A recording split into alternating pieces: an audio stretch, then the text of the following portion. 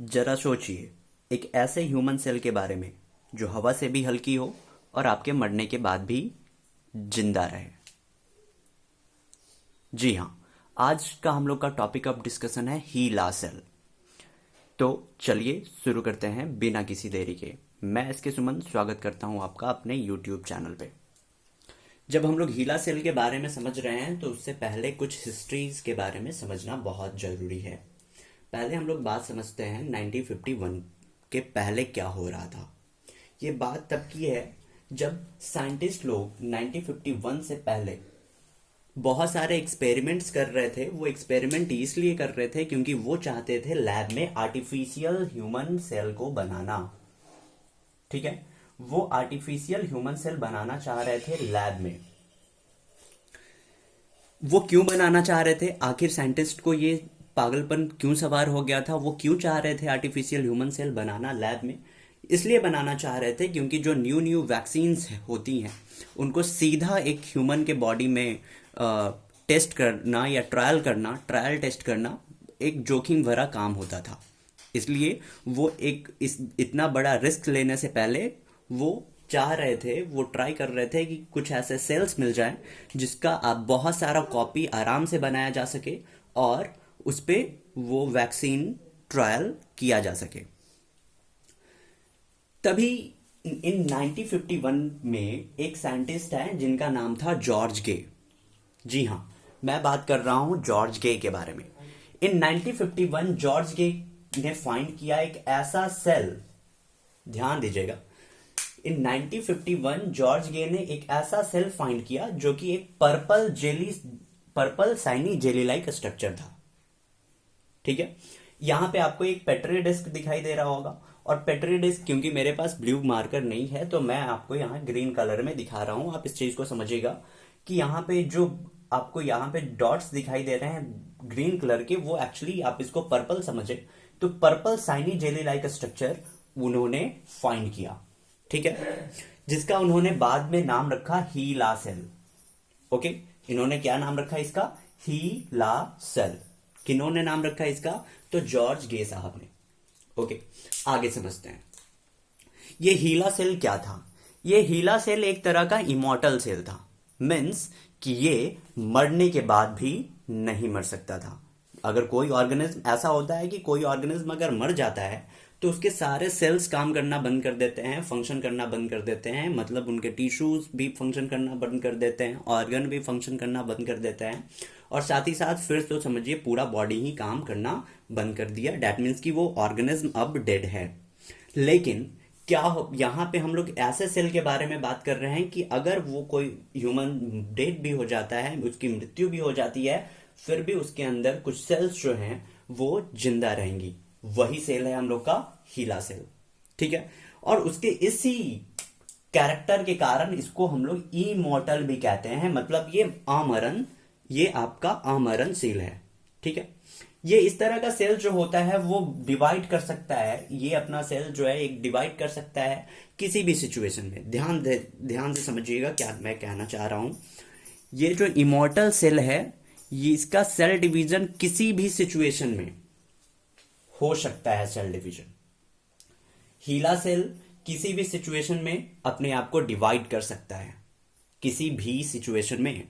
जी हाँ, अगर हम लोग बात करें तो ह्यूमन के अगर हैंड ग्लव्स का बात करें तो वहां भी ये बहुत आराम से ग्रो कर जाएगा, कोई परेशानी नहीं होगी, ये बहुत तेजी से ग्रो करता रहेगा। वही नहीं, आप इसको रोड पे फेंक दीजिए, वहां भी ये ग्रो करता रहेगा, डस्ट में भी ये ग्रो करता रहेगा। इतना ही नहीं, ये आपका स्पेस में भी ग्रो कर सकता है ना मजेदार सेल। चलिए अब इसके बारे में थोड़ा और जानकारी लेते हैं। ये एक तरह का कैंसरस सेल है। ये जो हीला सेल है एक तरह का कैसा सेल है? कैंसरस सेल है। और ये एक्सट्रैक्ट किया गया था एक वुमेन के बॉडी से। ठीक है, ये हम लोग का एक्सट्रैक्ट किया गया है एक ह्यूमन के बॉडी से, और वो एक वुमेन के बॉडी से, और वो वुमेन का नाम था हैनारिटा लैक। ठीक है, हैनारिटा लैक के बॉडी से हम लोगों ने निकाला एक सेल जिसका नाम है हीला सेल। और अब इनके बारे में थोड़ा हम लोग समझते हैं। पहले ये वुमेन के बारे में क्या क्या कहानियां हैं इनके बारे में थोड़ा हम लोग समझते हैं। हेनरिटा, ये इनका नाम जो है हेनरिटा लेक, इनको एक तरह का कैंसर था। ओके, स्टार्टिंग में इनको क्या हुआ, एब्डोमिनल पेन फील हुआ, ठीक, पेट में इनको दर्द महसूस हो रहा था। जब इनको पेट में दर्द महसूस हो रहा था तब ये हॉस्पिटल गई और बाद में जब डायग्नोसिस हुआ तो पता चला कि इनको सर्वाइकल कैंसर है। कौन सा कैंसर है, सर्वाइकल कैंसर है, मीन्स इनके सर्विक्स में कैंसर है, ठीक। तो वो वुमेन जो थी वो सफर कर रही थी सर्वाइकल कैंसर से। हेनरिटा लैक जो वुमेन थी वो सफर कर रही थी किनसे, सर्वाइकल कैंसर से। ओके, अब आगे हम लोग समझते हैं चीजों को। क्या बात है कि यहां पे हम लोग समझते हैं कि ये जो कैंसरस सेल है जो कि एक्सट्रैक्ट किया गया है हेनरिटा लैक से, वो जो कि सफर कर रही थी सर्वाइकल कैंसर से, तो इन्हीं के नाम पे, क्योंकि इन्हीं के बॉडी से हमारे जो जॉर्ज गे साहब हैं, इन्हीं के बॉडी से सेल निकाले थे जो कि आपका दिखाई दे रहा था पर्पल शाइनी कलर का। ओके, और इसलिए इस सेल का नाम इनके नाम के अकॉर्डिंग ही रखा गया। फर्स्ट 2 लेटर इनके फर्स्ट नेम से उठाया गया और इनके दूसरे नेम से यानी कि इनके सरनेम से दूसरा 2 लेटर्स उठाया गया और यहां पे ये जो सेल है जिसका नाम रख दिया गया हीला सेल। ओके, तो मैं अब आशा कर रहा हूं कि आपको हीला सेल का नॉमेनक्लेचर समझ में आया होगा कि क्यों इसको हीला सेल कहते हैं। अब कुछ और चीजों के बारे में समझते हैं। जो नॉर्मल सेल अगर बात करते हैं, बॉडी का जो नॉर्मल सेल होता है, अब सारे लोगों को पता है कि ह्यूमन में जो होता है 46 नंबर ऑफ क्रोमोजोम पाया जाता है। कितना नंबर ऑफ क्रोमोजोम पाया जाता है, 46 नंबर ऑफ क्रोमोजोम पाया जाता है।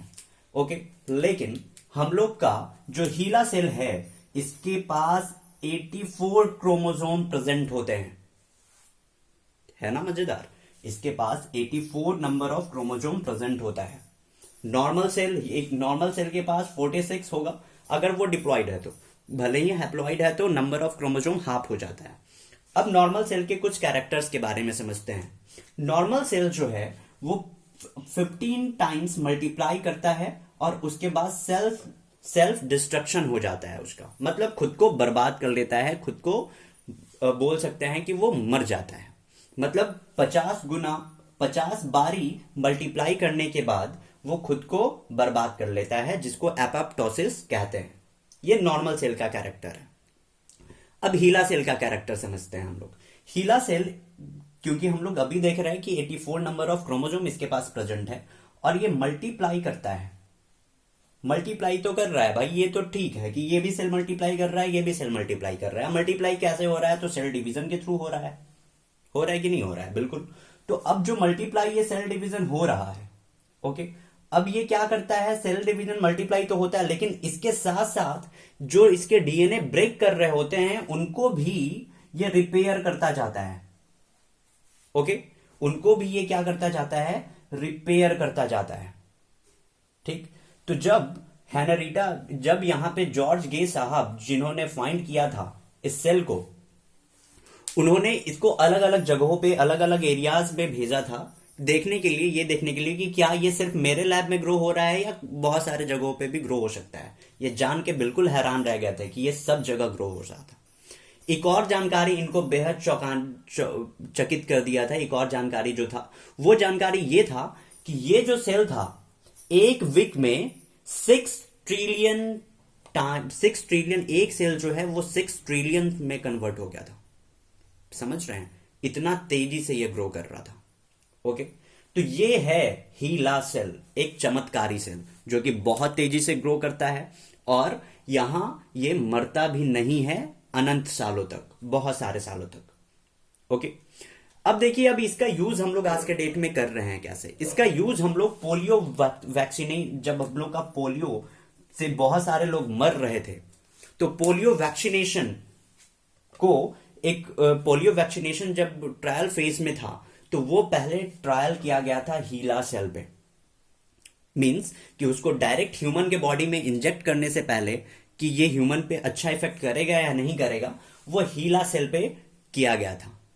Okay, then HIV vaccine, polio vaccine, HIV vaccine, और साथ ही साथ इबोला के लिए भी जो वैक्सीनेशन है वो हम लोग हीला सेल के हेल्प से गेट कर चुके हैं। मीन्स इबोला सेल हम लोग को वैक्सीनेशन तो प्रोवाइड नहीं कर रहा है, लेकिन वो हम लोग जो एक डायरेक्ट ह्यूमन बॉडी लेते थे टेस्ट करने के लिए कि वैक्सीन अच्छा है या बुरा है, ये सक्सेसफुल है या अनसक्सेसफुल है, उसको बचाता जरूर है। मीन्स कि आपके उस सेल उस ऑर्गेनिज्म को रिस्क फ्री बनाता है, और ये हीला सेल है का चमत्कार ही है। ठीक, तो आशा करता हूं कि आपको ये लेक्चर समझ आया होगा। इस वीडियो को फिर से समराइज मैं कर दे रहा हूं। बिफोर 1951 साइंटिस्ट एक्सपेरिमेंट कर रहे थे आर्टिफिशियल ह्यूमन सेल बनाने का लैब में, लेकिन वो हर बारी क्या हो जा रहे थे, फेल हो जा रहे थे। तभी एक साइंटिस्ट जिनका नाम था जॉर्ज गे, इन 1951 में इनको एक सेल मिला। ठीक है, वो जो सेल था वो purple shiny jelly like structure का था। उन्होंने जिसका नाम रखा हीला सेल। ये हीला सेल जो है एक वुमेन हेनरिटा लैक के नाम से आया है, जो कि सफर कर रही थी सर्वाइकल कैंसर से। ये हीला सेल जो है वो हम लोग का इमॉर्टल सेल होता है। मीन्स ये अनंत सालों तक जिंदा रहता है और ये लगातार डिवाइड करता रहता है, और ये इसका जो सेल डिवीजन है वो किसी भी सिचुएशन में हो सकता है। ये एक तरह का कैंसरस सेल है, जो कि मैं पहले भी डिस्कस कर चुका हूं। नॉर्मल सेल के बारे में अगर बात करते हैं तो इसमें 46 नंबर ऑफ क्रोमोसोम प्रेजेंट होता है, लेकिन वहीं हीला सेल के पास 84 नंबर ऑफ क्रोमोसोम प्रेजेंट है। नॉर्मल सेल 15 टाइम्स मल्टीप्लाई करता है और खुद को फिर बाद में बर्बाद कर लेता है, यानी कि सेल्फ डिस्ट्रक्शन इसमें हो जाती है एपोप्टोसिस के थ्रू। यहां पे फिर हम लोग बात करेंगे कि हीला सेल जो है वो मल्टीप्लाई तो बहुत टाइम्स में कर रहा है। अब इसके सेल लेकिन जो हो रहे हैं वो डिस्ट्रक्ट नहीं हो रहे हैं, मतलब वो बर्बाद नहीं हो रहे हैं, वो नष्ट नहीं हो रहे हैं, वो रिपेयर कर ले रहा है खुद को, वो अपने डीएनए को भी रिपेयर कर ले रहा है। ठीक है, जिसके कारण यहां पे बहुत सारा सेल बन जा रहा है। और हम लोग को ये पता है कि एबनॉर्मल सेल ग्रोथ को ही तो हम लोग कैंसर कहते हैं। ठीक, ये देखिए एबनॉर्मल सेल ग्रोथ, यही तो है हीला सेल। तो आशा करता हूं आपको ये मेरी वीडियो अच्छी लगी हो। अगर अच्छी लगी है तो प्लीज मेक इट सब्सक्राइब और लाइक करना भी ना भूले। Thank you so much.